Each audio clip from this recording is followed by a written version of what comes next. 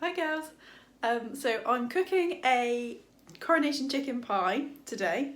I am recording this because I miss you so much and I miss talking to people while I'm cooking. Mr. Hyde-Tetley is getting fed up of me doing that now. So what I'm going to do is I'm going to show you what I'm cooking and then I'm going to just talk you through it. Hopefully you'll enjoy watching me cook it. Maybe, you know, get back to enjoying my really bad jokes again. Yeah, and I'll show you what I cook at the end. So I'm going to show you first of all what I've done already. So first things first, I have marinated. I'm going to actually change this around and do it in sections. So I've marinated some chicken first of all. I'm going to show you. Here is my pre-marinated chicken. I've got tikka paste in here. I'm just going to put it up there. No, korma paste. This one. And I've also got turmeric, the bright yellow one, so it's making my chopping board look horrendous. That's going to be a pain in the arse to clean. And I've got some ground cumin gone in there too. And it's been marinating for a few hours in the fridge. And I'm just going to sear it now. I'm going to chuck it in my machine, and you can just do it in a pan, of course. And cook it down a little bit before adding some coconut milk. So let's chuck it in. Yeah. Show you my chicken. It's cooking nicely. Oh, lovely. What do you think, guys? Start of my YouTube career? I think not. It smells really good. If only you had smell-o-vision. I hope you're all alright. I'm doing lots and lots of cooking. I've been doing a lot of cooking. My chicken's just cooked down.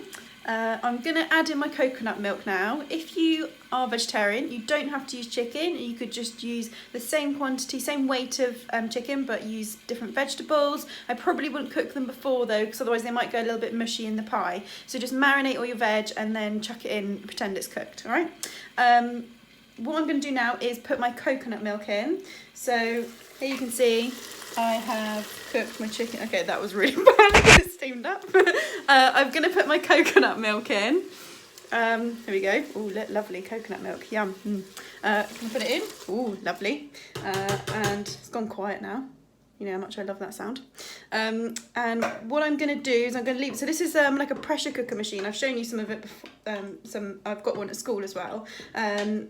You can use one of these if you've got one, but if you don't, it doesn't matter. You just need to make sure that you leave it to cook for a good 45 minutes to an hour, I would say, if you're using chicken thighs. So I am using chicken thighs, and they take quite a long time to break down all the fat and the different, because the muscles are a little bit tougher than, or can be a little bit tougher than breast meat. So it's really, really important to cook it for a long time, otherwise you'll end up with like really nasty texture in your pie.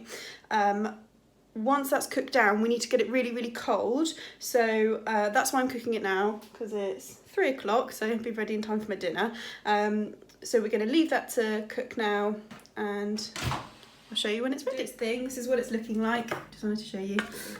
So it's quite a lot of sauce in there, so hopefully that will reduce down. If you are going to do it in a pan, check on it every 10-20 minutes or so to make sure it's not drying out, and you can add water to it, okay? We want to get rid of some of that liquid, but not all of it. I'll explain more. How much I love salt, so I'm just going to put a little bit of that into it too. It says to use spinach. I'm not a big fan of spinach, so I'm going to use spring greens, because it's spring, they're in season. This will take a little bit more cooking than the spinach, so what I'm doing is I'm just putting it into a pan, my favourite pan, and I've put salt, pepper, a little splash of water and a little bit of butter in there, and I'm going to just wilt it down and again leave it to cool. My chicken is still cooking. It's cooked down, it's had a few minutes, it's gone nice and glossy and shiny and darkened in colour, that's perfect. So I'm going to turn that off, and we're going to leave it to cool. Okay, so my chicken is cooked through, it's really, really nice and tender.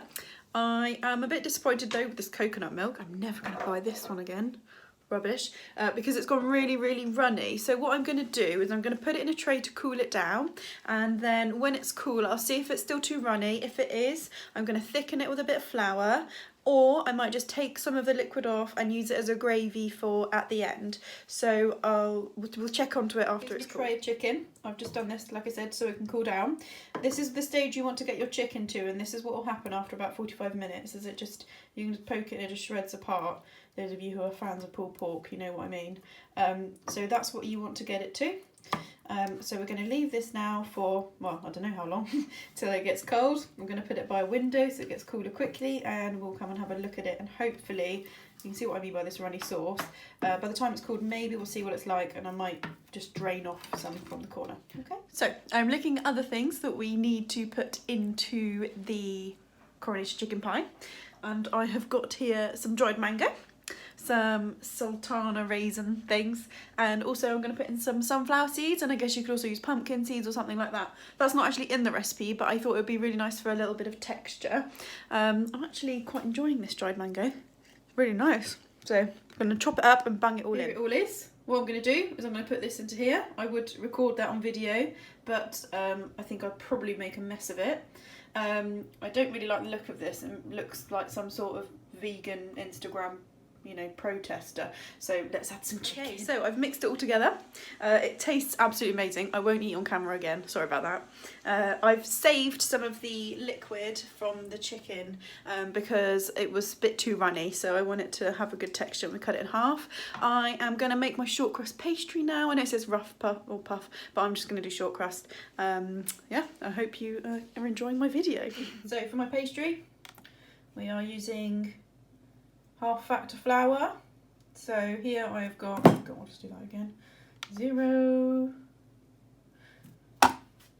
228 grams of butter, so that means I need 456 grams of flour, I think. I was very impressed with my math skills just then, I hope you were too. So let's just blitz this. Mixed it. We've got this kind of sandy like texture. Oh, how I miss the beach.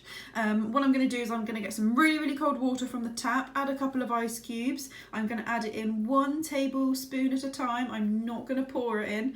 And then I'm going to just add it until I get to a texture that I can roll out. Okay, so remember what I taught you in lesson. When you can squidge it together and it holds, then that means that you have got a dough that rolls out. If it crumbles, then you need to add more water.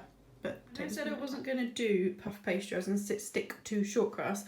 I'm kind of doing an in-betweenie, I'm kind of cheating. So what I'm doing is I'm just rolling it out into rectangles and then just folding it up into the middle, like how you did when we did short crust, and then rolling it that way. And I'm going to do a few folds that way, and then I'm going to leave it to rest in the fridge because I want to stop the what developing.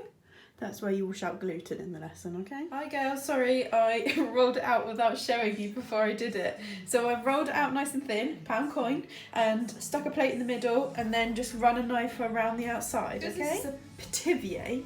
What you need to do is roll out your pastry so you've got 2 discs. So this is my nice cut one that I'm going to be using for the top, and this one is a bit bigger here on the right, and I'm going to put my filling in the middle here, and then I'm going to bung this on top and then cut round and fold it up. I'm going to try and show you as best as I can. A little bit bigger round the dinner plate here, and I'm just going to pull these off and probably make some jam tarts or shortbread or something nice tomorrow. A nice greased baking tray. I've piled up my filling, God it's massive, in the middle. I can't film this bit. What I'm going to do is I'm going to put my disc here on top of my pastry here, and then I'm going to crimp up the sides, alright? Use your egg wash, alright, to go around the outside, otherwise it will come unstuck.